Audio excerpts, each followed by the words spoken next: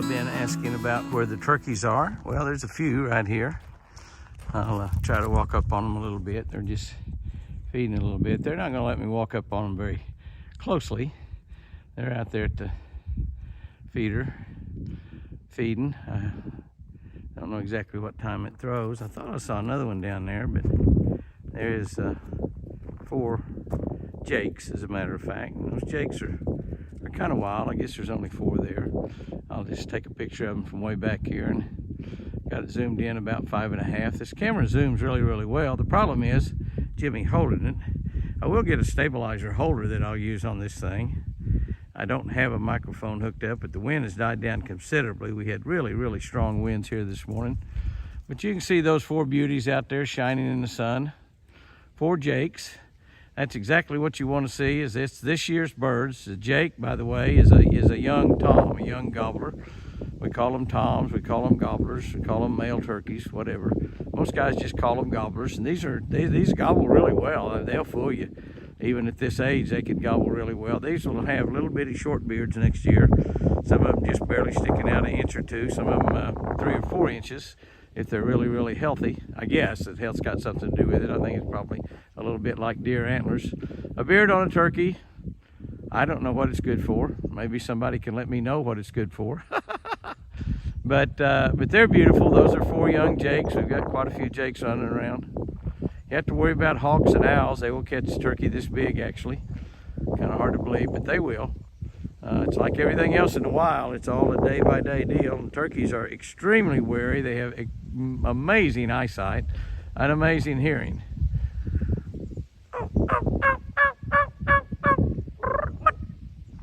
See them listen up? Oh, I hear them purring now. I hear them purring, talking.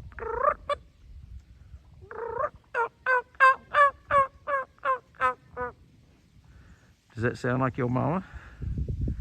Does that sound like your mama?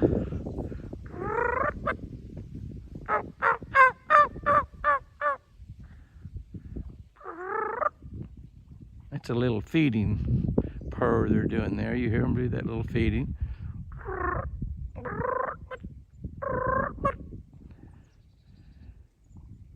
I don't know if you can hear them doing that or not, but they're doing it back to me.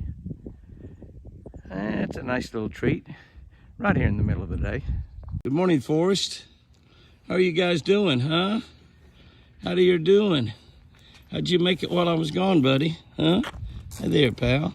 How did you make it while I was gone? I saw you out here sparring with OT3. Yeah, I saw you out here sparring. Are you gonna go up on the porch to get something?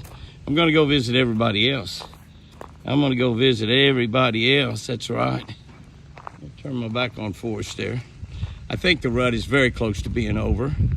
But what do we have here is 1, 2, 3, 4, 5, 6, 7, 8, 9, 10. Plus Forrest is up here is 11. And just a nice, pretty little bunch of deer. Our little baby deer. Those are little baby deer right over there. 2, 4, 5 of them. There's another one right there, 6. And then our little bucks, our little baby bucks that we've got that are having their first horns this year. You can see we got a lot of South Fresh on the ground. A lot of South Fresh on the ground. A lot of corn. 4, 7, 9, 10, and Forrest makes 11. Just a real pretty little bunch of deer out here this morning. Yeah, you guys are so good. OT3, and of course TC over there going to the pot. He must have really had to go, because for him to lose food, that's something. Pretty chilly out here this morning, very, very cold. But unbelievably, we are supposed to have, here comes Forrest, says, I'll come back over here, Jimmy, if you're not going to feed me something private. I put something in I got back late last night. We had a little mess up yesterday. Last night we got back down here. Chris and I got back down here. I guess it was about 8:30, 9 o'clock. And but once we got into the gate, and Dr. Jack called, Sherry's husband, and said that we had forgotten to take Chris's medicine. It's very critical that she takes that medicine. A lot of that is to control the blood pressure, which many times is still up around 170s, and so we have special pills that she takes when it gets to 170. But this morning I checked it, and it was 154 over 84, I believe. I beat her. Mine was 140 over 84. But we had forgotten her medicine, so it's very, very critical. And she hadn't taken any that evening, obviously, because we left over there and drove and just forgot it. So Jamie got in the car, my wonderful son Jamie, got in his truck and headed this way.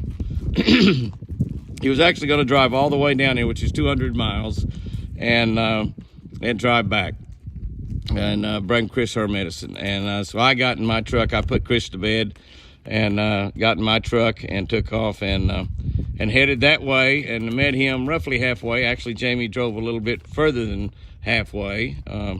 I think I ended up driving, well, it's basically you're talking about a 400-mile round trip, so I think I ended up driving about 160, so Jamie must have driven about 240.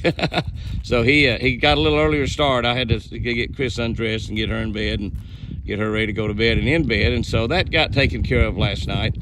And I finally got back down here and I gave Chris her medicine along about 1 o'clock in the morning, and I went to bed about 2, and now we're back out here early this morning watching our beautiful deer have breakfast, and they are really enjoying it. They're just all glad that I came home. And Apache takes care of them well while I'm gone. They don't miss any meals. Don't worry about them while I'm gone out on the road over at my family's house and homes over on Lake Tenkiller, or out filming television shows or making personal appearances. The deer are taken care of every day. Apache's here 100% of the time, and also my partner Steve is here quite a bit, and his family, Aaron and his kids. So we usually have somebody here on the ranch all the time, 100% of the time. So the deer do not get mistreated. Forrest, you want to go over and get you some personal stuff there? Come on, buddy, I'll take you over there. And there comes Forrest coming back. And there's Forrest coming back. He says, I don't have to eat off the ground. I can eat in a beautiful fish bowl. Yes, that's what I can do, eating a beautiful fish bowl.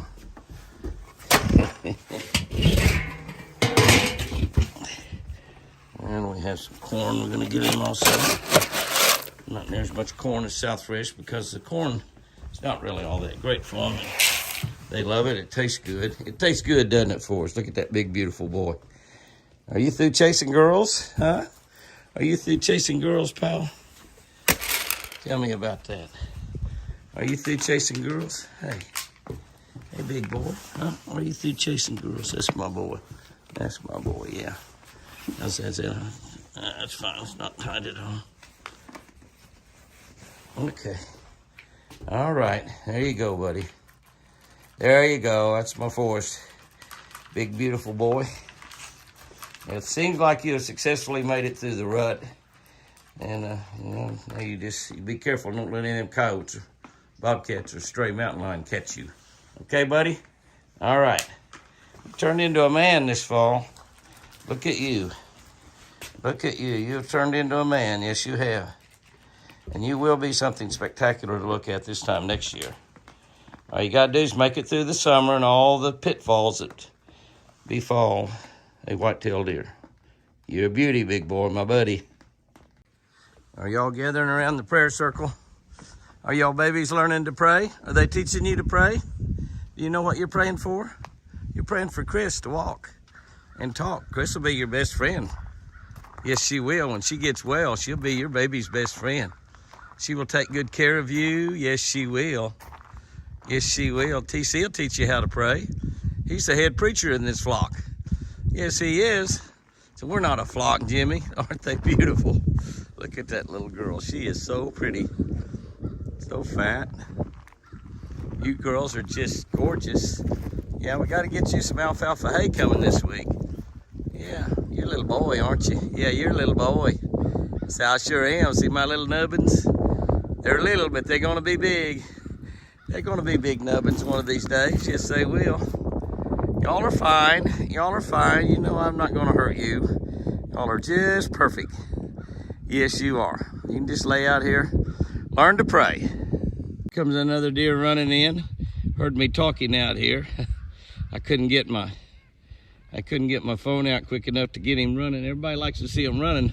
When they're here at the house, they're not really running too much. But that little deer came from all the way across the road. He heard me out here talking to everybody. He's a little late. You should have got up here a little earlier, baby. But she got up there and got right in the middle of them. So that's good. That's good. As long as you get up there and get to have a little treat for breakfast. A lot of acorns falling right now, but they starting to need a lot of supplement the next couple, 2 or 3 months. So we'll be giving them a lot of supplement. We're getting that alfalfa in here, and that'll make a huge, huge difference. I know that is very difficult to see, even more difficult to hold this camera steady because it's a pretty good ways out there, but that is a baby bald eagle. That's exactly right, a baby bald eagle. Bald eagles have to be at least 3 or 4 years old, I think maybe even 5, before they get their big white tail and their big white head where the bald name comes from. I'm getting like that eagle.